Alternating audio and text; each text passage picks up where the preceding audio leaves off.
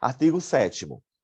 É assegurada às partes paridade de tratamento em relação ao exercício de direitos e faculdades processuais, aos meios de defesa, aos ônus, aos deveres e à aplicação de sanções processuais, competindo ao juiz zelar pelo efetivo contraditório. Interessante, Maria, que aqui ele fala que essa paridade ela não fica adstrita a direitos e a faculdades processuais. Ela se estende também à defesa, aos ônus, ao deveres, à aplicação de sanções e compete ao juiz zelar pelo efetivo contraditório. Paridade de tratamento implica isonomia material, né, ou paridade de armas, e engloba todos esses direitos. O efetivo contraditório compete sempre ao juiz zelar. E paridade como é que fala aqui? Paridade de tratamento é bem mais pacífico que paridade de armas. Para o CPC de 2005, o contraditório é garantia de ouvir e ser ouvido, não tendo relação com os ônus processuais, nem os deveres, nem aplicação das sanções processuais. Falso, porque tem a ver. A gente acabou de ler que essa paridade de tratamento abrange, inclusive, os ônus, os deveres e por aí vai.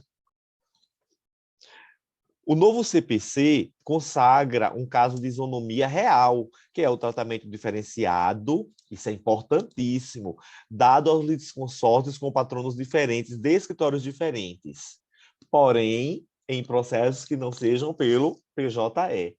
Como era que o juiz ia dar o prazo de 15 dias comum? Então, por isso que tinha aquele tratamento diferente, que o prazo era contado em dobro e por aí vai. Agora, essa regra perdeu o sentido, porque quando o prazo dá 15 dias, não importa se tem 10 litisconsortes com 10 escritórios diferentes, porque todo mundo pode pegar concomitantemente o processo. É só ir lá no seu computadorzinho e baixar. Ok? Artigo 8º. Ao aplicar o ordenamento jurídico, o juiz atenderá aos fins sociais e às exigências do bem comum, resguardando e promovendo a dignidade da pessoa humana e observando a proporcionalidade, a razoabilidade, a legalidade, a publicidade e a eficiência. Aqui eu achei interessante porque, ao aplicar o ordenamento jurídico, a gente se remete lá à Lindbe, né? Quando ela diz que o juiz, ao aplicar a lei, mais ou menos assim, ele vai Artigo atender 4º da Lindbe. e pronto, aos fins sociais, né? E aí ele introjetou isso aqui. E outra coisa interessante é que, além de observar também as exigências do bem comum, ele trouxe explicitamente a dignidade da pessoa humana, que é o quê? Um dos fundamentos ou princípios da República Federativa do Brasil, e ainda introjetou a observância da proporcionalidade, razoabilidade, legalidade, publicidade e eficiência, que são princípios basilares do direito comum geral, né? Uns mais importantes para como nem mais importantes, uns com assento explícito constitucional, como, por exemplo, eficiência, publicidade e legalidade, e outros com assento constitucional implícito, que é a proporcionalidade e a razoabilidade. E aí deixou um dispositivo aberto, como fez muitas vezes a decisão cabendo ao juiz, né? A questão também do artigo 139, inciso 4 ou 6, que fala que o juiz pode usar todas as medidas necessárias, né, para dar efetividade ao processo. Aqui, no caso, ele usa eficiência, né, que seria até mais amplo, mais abrangente que a efetividade. E quando fala em legalidade, quer dizer o direito, né, como um todo, que está positivado. Aqui, o artigo 8º, ele diz claramente, ó, ao aplicar o ordenamento jurídico, o juiz atenderá aos fins sociais e às exigências do bem comum. Cuidado, eles vão trocar isso para também fins econômicos. Tem nada a ver uma coisa com outra. É fim social e exigência de bem comum, ok? Artigo 9º. Não se proferirá decisão contra uma das partes sem que ela seja previamente ouvida, exatamente para evitar decisão surpresa. O princípio do contraditório tem como objetivos, tem como elementos a obrigatoriedade de informação dos atos processuais, de reação do réu e da resposta do Poder Judiciário sobre os pontos controvertidos. Quase que eu erro essa questão. Gente, o réu não é obrigado a reagir, não. Ele vai reagir se ele quiser. Reagir é um ônus dele. Se ele não reagir, ele vai assumir o ônus de ter uma decisão desfavorável a ele. A obrigatoriedade é comunicar a ele, né? Isso é que é o contraditório. Agora, se ele vai reagir ou não, o que é que o juiz faz? Comunique e dá prazo para ele se manifestar. Não há obrigatoriedade de reação do réu para que se tenha o contraditório. A simples ciência, ou seja, a simples informação ao réu da ação e do seu teor, dando a ele a chance de defesa, já respeita perfeitamente o princípio do contraditório. Ok. Uma coisa interessante que eu li aqui, Maria. Olha, antigamente, o contraditório ele era tradicionalmente compreendido pelo binômio informação mais possibilidade de reação. Mudou o paradigma. Agora é o trinômio informação mais possibilidade de reação e mais possibilidade de influência. Porque quando você age, no caso do autor, e você reage, no caso do réu, você está tentando o quê? Influenciar o convencimento do julgador. Eu achei super interessante essa mudança de paradigma. Em vez de binômio, ação-reação, agora virou o quê? Trinômio, ação com a informação, né? Reação e possibilidade de influência. Eu ouvi muito falar disso. Parágrafo único. O caput, que é exatamente a questão de não se proferir a decisão contra uma das partes sem que ela seja previamente ouvida, não se aplica. 1. Na tutela provisória de urgência. 2. As hipóteses de tutela de evidência, no artigo 311, incisos 2 e 3. E 3, a decisão prevista no artigo 701. A evidência é aquela que você não precisa comprovar o perigo de dano, então só a fumaça do bom direito basta. Tanto que aqui, se você for ver os incisos 2 e 3, fala, olha, as alegações de fato podem ser comprovadas apenas documentalmente. Então, pela documentação, você já tem a fumaça do bom direito ali que te permite dar uma decisão antecipatória. E houver tese firmada em julgamento de casos repetitivos ou em súmula vinculante, ou se tratar de pedido rei persecutório, fundado em prova documental adequada do contrato de depósito, caso em que será decretada a ordem da entrega do objeto custodiado sob cominação de multa. Aí a gente tem que observar também que quando vem, eu já vi que eles estão falando assim, que não se proferirá a decisão contra uma das partes, sem que ela seja previamente ouvida, exceto nos casos de, e aí trazendo algumas hipóteses ali. Então, ficar atento que o caput traz uma regra geral e o parágrafo único traz exceções. A decisão prevista no 701.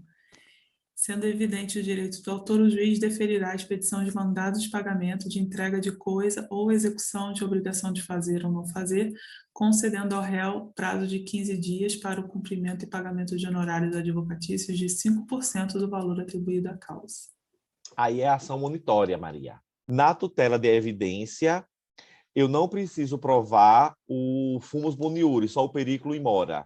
Contrário, eu não preciso provar o periculo in mora, só o fumus boniuri. Só o fumus boniuri. Ok, beleza. Então vamos embora. Artigo 10. É só você pensar assim que está evidente. Então, só a evidência é suficiente. Entendi. Entendeu? Aí, o outro é urgência. Urgência é o dano, o perigo de dano. Artigo 10. O juiz não pode decidir em grau algum de jurisdição com base em fundamento a respeito do qual não se tenha dado às partes oportunidade de se manifestar, ainda que se trate de matéria sobre a qual deva decidir de ofício. Ok. Novamente, a proibição da decisão surpresa, né? Ele não pode surpreender as partes. como o CPC ele veio agora arraigado, Maria, fundamentado mesmo na questão de cumprir o contraditório. O artigo 11. Todos os julgamentos dos órgãos do Poder Judiciário serão públicos e fundamentadas todas as decisões sob pena de nulidade. Princípio da publicidade e fundamentação das decisões. Reforçado também pela alteração da LINDB, né? A LINDB foi Hum. acrescido os artigos 20 a 30, né? Salvo engano, que vem todos com base nessa questão da fundamentação. Nos casos de segredo de justiça, pode ser autorizada a presença somente das partes, de seus advogados, de defensores públicos ou do Ministério Público. Aí, no caso, segredo de justiça é diferente de confidencialidade. Segredo de Tá. justiça é quando a gente tem que observar, sim, a publicidade, mas por questões de intimidade, as partes podem pedir, né? A questão da confidencialidade é quando você está numa negociação, numa mediação, numa arbitragem, você precisa confiar nas pessoas que estão ali, de expor questões necessárias, por exemplo, para a elaboração de um acordo, de uma proposta de acordo. Então, você acaba falando coisas que você não falaria no processo que poderiam ser usados contra você. Então, nesse sentido, a confidencialidade é como se fosse uma abertura de confiança, né? Confiança entre as partes envolvidas para chegar num acordo. Artigo 12. Os juízes e os tribunais atenderão preferencialmente a ordem cronológica de conclusão para proferir sentença ou acórdão. Acho que ontem tinha assim, os juízes e tribunais deverão preferencialmente, não é, obedecer e, na É verdade, a redação anterior à alteração da Lei 13.256. pois é, eu caí bonitinho, então assim, eles atenderão preferencialmente, não deverão obedecer. Isso Que droga. significa que, com decisão motivada, pode trocar a ordem, né? A ordem, isso. E essa ordem É, cronológica deve ser pública também, publicizada, né? Para a gente ter acesso e saber que ordem é essa. E certo. também deve ser observada para proferir sentença ou acórdão, que são decisões terminativas. Isso, perfeito. Tá? Inclusive, o próprio artigo diz, né, que os juízes e os tribunais atenderão preferencialmente a ordem cronológica de conclusão para proferir sentença ou acórdão. E aí não chega a invalidar, o descumprimento desse artigo não chega a invalidar o ato. Isso está no enunciado 486 do Fórum de Processo Civil. Mas tem que se observar, né? Até mesmo uma questão de responsabilidade. Por que que houve o fura-fila? Né? E aí os parágrafos aqui vêm trazendo situações excepcionais. Parágrafo 1º. A lista de processos aptos a julgamento deverá estar permanentemente à disposição para consulta pública em cartório e na rede mundial de computadores. Estão excluídos da regra geral do CAPT, ou seja, estão excluídos desse atendimento preferencialmente para julgamento na ordem cronológica de sentença e acórdão. 1. As sentenças proferidas em audiência, homologatórias de acordo ou de improcedência liminar de pedido, e isso é óbvio, porque se o juiz vai proferir em audiência, não tinha como ele parar a audiência para ir dar uma sentença para voltar para continuar. Homologatória de acordo, idem, e improcedência liminar de pedido, que ele já faz de cara. 2. O julgamento de processos em bloco, para aplicação de tese jurídica firmada em julgamento de casos repetitivos, até porque se é bloco, ele pega o de hoje e vários que já estavam. 3. O julgamento de recursos repetitivos ou de incidente de resolução de demandas repetitivas. 5. As decisões proferidas com base nos artigos 485 e 932. 485 é a decisão sem julgamento de mérito e 932 é a decisão monocrática do recurso. 485, o juiz não resolverá o mérito. Okay. E 932 incumbe ao relator. Perfeito. Também exclui-se dessa ordem preferencial o julgamento de embargos de declaração, o julgamento de agravo interno as preferências legais e as metas estabelecidas pelo CNJ, os processos criminais nos órgãos jurisdicionais que tenham competência penal, a causa que exija urgência no julgamento, assim reconhecida por decisão fundamentada. Uma coisa que eu vi aqui é embargo à execução, então ela também deve obedecer à sentença de embargo à execução, ela deve atender a essa ordem preferencial, né? Sim, porque é uma decisão terminativa, né? Parágrafo 3º. Após a elaboração da lista própria, respeitar-se-á a ordem cronológica das conclusões entre as preferências legais. Parágrafo 4º. Após a inclusão do processo na lista de que trata o parágrafo 1º, o requerimento formulado pela parte não altera a ordem cronológica para a decisão, exceto quando implicar a reabertura de instrução ou a conversão do julgamento em diligência. Parágrafo 5º. Decidido o requerimento previsto no parágrafo 4º, o processo retornará à mesma posição em que anteriormente se encontrava na lista. Parágrafo 6º. Ocupará o primeiro lugar na lista prevista no parágrafo 1º ou, conforme o caso no parágrafo 3º, o processo que 1. Tiver sua sentença ou acórdão anulado, salvo quando houver necessidade de realização de diligência ou de complementação de instrução, e 2, se enquadrar na hipótese do artigo 1040, inciso 2. Inciso 2. O órgão que proferiu o acórdão recorrido, publicado o acórdão paradigma, na origem, reexaminará o processo de competência originária, a remessa necessária ou recurso anteriormente julgado, se o acórdão recorrido contrariar a orientação do Tribunal Superior. Sobre a eficácia da lei processual no tempo, o que a gente tem de aplicação imediata com a reforma trabalhista? Questão do sócio retirante, da arbitragem, a possibilidade da homologação do acordo extrajudicial, a aplicação dos prazos em dias úteis, a questão de incompetência territorial, que poderia ser alegada como incidente e ser analisado primeiro, né? A questão dos honorários nas ajuizadas após a reforma trabalhista e a questão dos recursos repetitivos. E o que a gente teve de controvérsia na aplicação da reforma trabalhista? A questão dos honorários periciais, se compensarem, a questão da prescrição intercorrente, o início da vigência após a entrada da reforma trabalhista, porque até então a gente já tinha sedimentado que não se aplicava no processo trabalhista, e a questão de honorários nas ajuizadas antes, porque as ajuizadas antes partia da premissa da súmula 219 que não se aplicavam honorários advocatícios na Justiça do Trabalho. Então, isso tudo a gente ficou controvertido e prevaleceu o entendimento de que o momento a considerar é o da prolação da sentença, porque essa teoria do isolamento dos atos processuais também não é a única aplicável pelo CPC. Estava até ouvindo o professor Miziara falar disso. O próprio CPC comporta outras teorias, né? A que prevalece é a do isolamento dos atos processuais, mas não é a única.